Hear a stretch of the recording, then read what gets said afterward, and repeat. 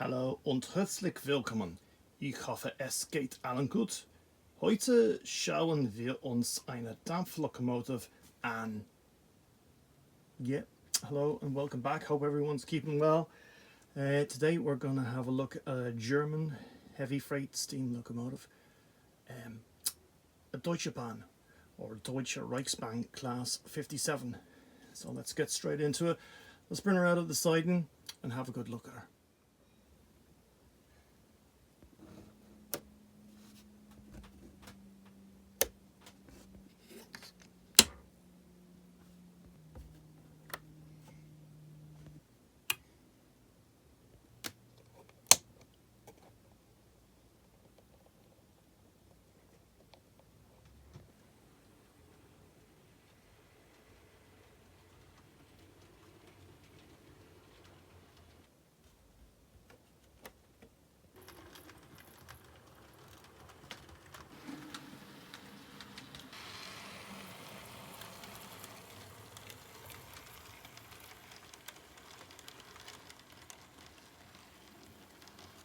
Now, as you can see, this model is by Roco. This is an Austrian model railway manufacturer. Make really good items. They're very, very reliable, smooth runners. And she is a Deutsche Reichsbahn class 57. You can actually see it there on the side of the locomotive. So all German steam locomotives, especially with the DB logo on them, they always put the class number on them, where it would be a class 80, class 01, whatever. This one obviously is class 57. So what can we say about this? Well, I went digging for information on the class 57 Deutsche Reichsbahn, and it's kind of a complicated history. So I think this locomotive might originate from the Prussian G10 or the Bavarian G5/5. I think that's where this originates from, because Deutsche Reichsbahn and Deutsche Bahn did not build a class 57 locomotive. I think my theory on it is that all German heavy freight locomotives with the 0-10-0 wheel arrangement in this style were classified after the war class 57. So if anybody in Germany has any information on this locomotive, I'd love to hear about it. These locomotives were quite numerous. In Germany alone, there was 2,677 of these locomotives operating. And they also, of this type of locomotive, they were operating under different class numbers throughout Austria, Poland, Italy and Turkey. So quite an amount of them. I think they finished running, I could be wrong, in the late 60s. Not a very fast locomotive. These were built for good haulage capabilities, heavy freight trains. I think the maximum speed on this locomotive was only in around the 37 miles per hour. That's only 60 kilometers an hour. So not very fast, but very powerful. So let's have a really good look at the detail in this model. It's pretty good. And we'll have a look at the information that comes in the Roco box. Okay, so here's the box. It's quite a big box actually for the locomotive. It comes with a small detail pack in it. I might show you that in a second. Oh yes, I didn't realise this label was on it, but I actually did get it in Rails of Sheffield, and it was £99 sterling. She's a tender drive locomotive. Yeah, tender drive. And how many steam locomotives do you know come with lights? So in here inside, that's where she was packed away. Two separate units, sections for the locomotive, tender and the locomotive. And in here under the end of the box, you got this kind of plastic affair going on to cover. There's the detail bag in that. Now, really not much to see in. There's a few detail parts and mostly couplers and a few bits and pieces you can put on them. And that kind of thing. I haven't fit in any of them. So that's the box. Well packaged, mostly polystyrene in there. Now, I've never even looked at these. Never even looked. I have this locomotive about 7 or 8 years. So just basic instructions. How to remove the base keeper plate from the tender. How to remove the body. Don't intend to do that. Here's a picture of the motor. I've never even looked at this. So that's the type of motor that's inside. It's very smooth. As I say, it's tender drive. Very, very smooth. And a bit more information on the other side. Just fitting detail parts if you want to. Change couplings, that kind of thing. It has a European style coupler on it. So you can, I presume that means you might be able to DCC this locomotive. No intention of doing that. Oiling points, I imagine, on that one. And another bit of bump here. We have just a parts listing. It's a massive parts listing. So really, brake rigging. And there's the different types of couplers it comes with. As I said, she has the European style. I'm going to keep that on them. Just more detail parts list. Really have never even looked at that. And that's about all. There's a few more bits here. What's this? Something to do with Roco. Yeah, it's probably all in German. It is all in German. And even though I did German in school, I'm probably not qualified enough to read that. Okay. So let's get in and have a look at the detail on this, because Roco, they make really good locomotives. Really, really good locomotives. Typical of a German locomotive. Black body, black tender, and all down below the where all the wheels and the coupling rods are. It's all in a red colour. Really typical of a German locomotive. Nearly all the classes that I've looked at, they're all the same. They come in this one livery. Never see. I think I might have seen one other or two other locomotives that had maybe all over grey or green livery, but nearly all of them have this black and red livery, and I kind of like it anyway. So as I said, it does come with lights. If I scroll in there, there's the lights there. If I can just get, yeah. There's the end of the locomotive. Really typical German. Really is got a presence about it, this locomotive. Nice buffers on it. Looks like it has a 3-link chain coupling at the front there. Massive valve chests on it. Really, really fine, detailed coupling rods on the wheels. Very nicely done, you know.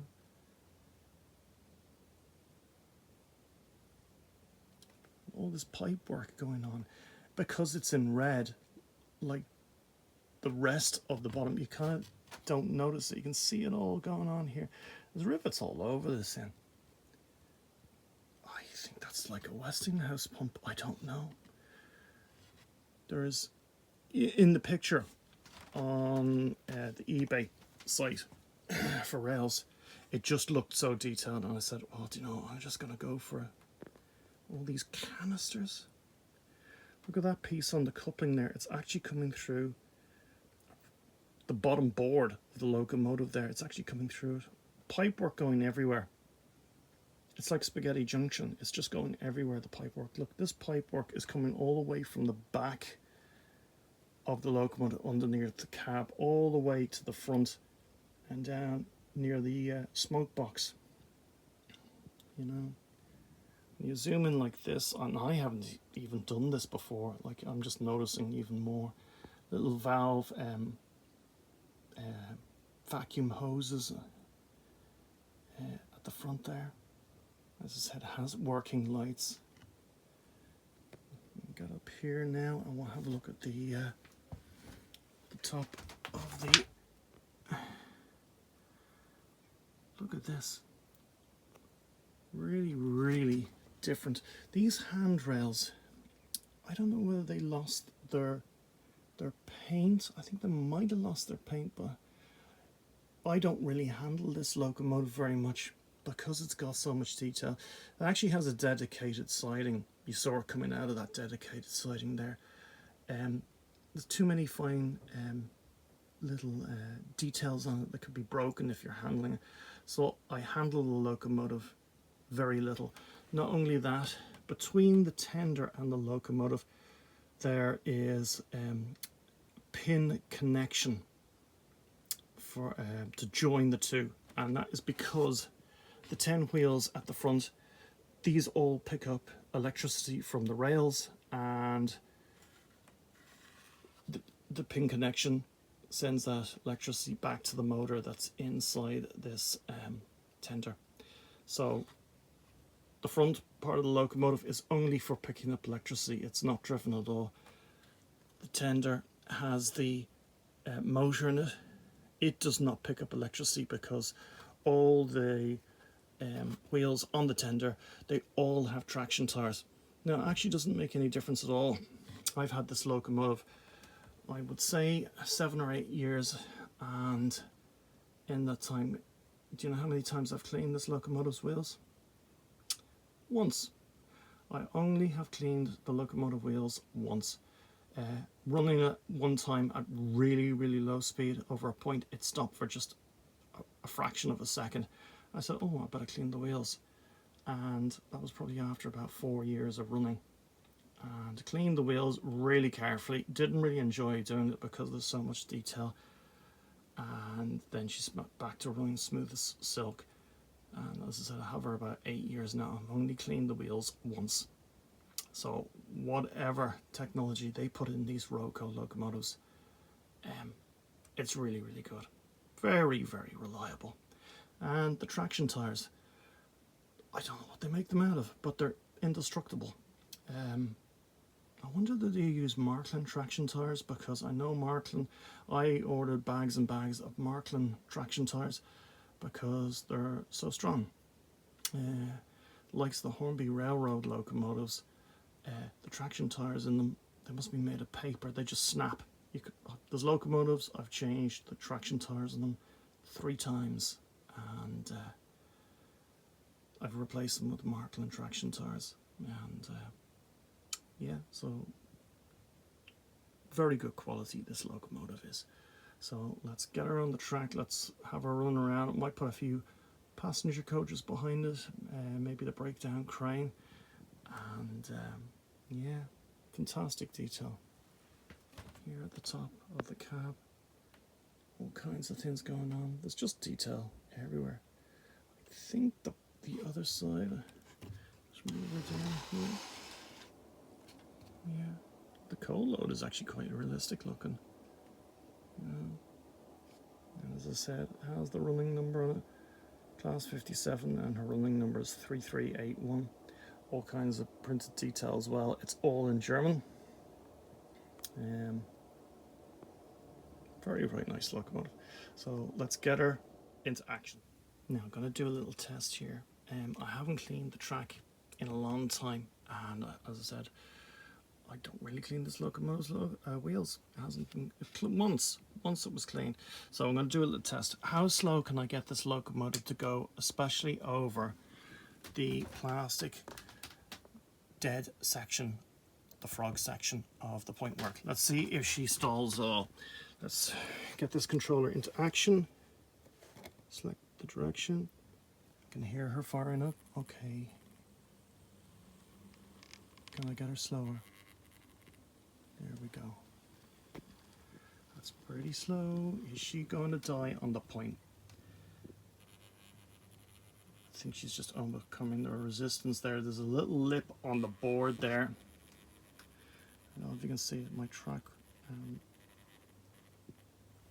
we go. Try and get her slow. Let's zoom in. You can hear the motor.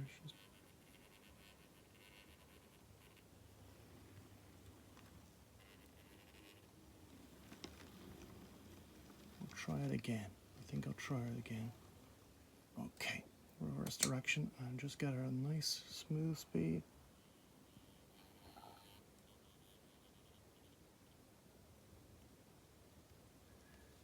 Really slow. That's pretty darn slow. I think she's overcoming the resistance of the tight rails there. But look, no stalling. So, what's that power setting on? It is on 30, so that's quite slow. But look at her. Really, really slow. And it's very, very steady. As I said, I've hardly cleaned the wheels on this locomotive. I just don't want to go near it. There she's ready with her train there. We've got passenger coaches, and sure, I just decided to put the breakdown crane on the end of it. Let's fire her into action. Try and get a nice smooth start here. Yeah, that's nice. Okay. Not too slow, not too fast. Let's see how she copes with it. So, as I said, anybody in Germany has good history or information on this locomotive, love to know. I think it comes from the Prussian G10, and they were reclassified Deutsche Bahn class 57.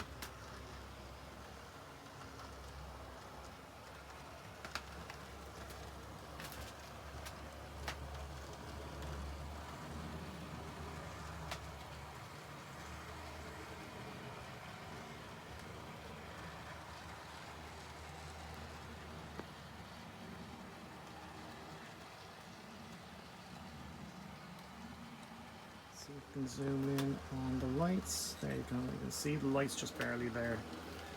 They are quite small.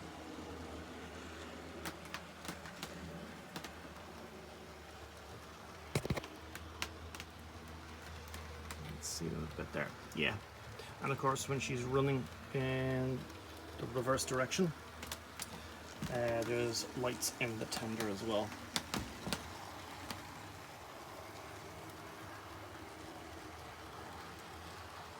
Fleischmann do some good steam locomotives as well. All the German manufacturers seem to. Marklin would be another one.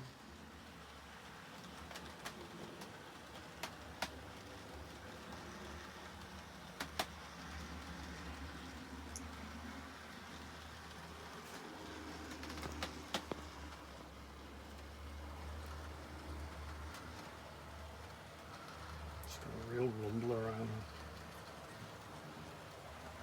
The motor's very powerful. It only looks like a simple motor in the tender.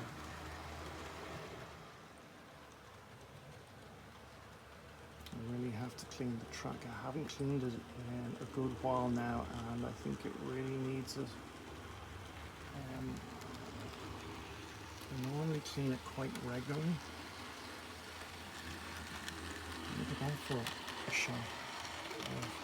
Fantastic locomotive.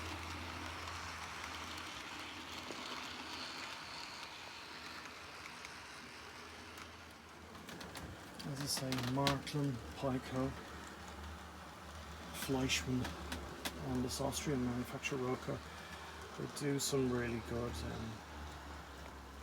reliable running, and some really nice detail as well. I mean, for £99, I think this is for £99 from Hornby. You wouldn't, you'd just be getting the basic railroad model. I think it's well worth checking out. European locomotives, rolling stock from other parts of the world, other manufacturers, different manufacturers.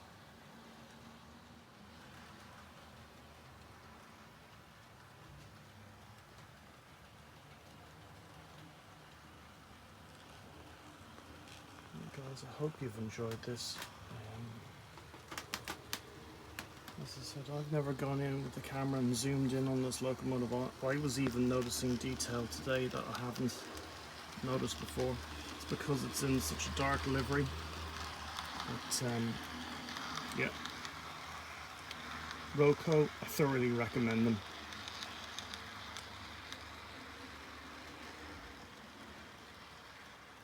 So until the next one, everyone take care, look after yourselves, and come back to you with a couple more videos as quick as I can. Have a few ideas for the next couple of videos. Might look at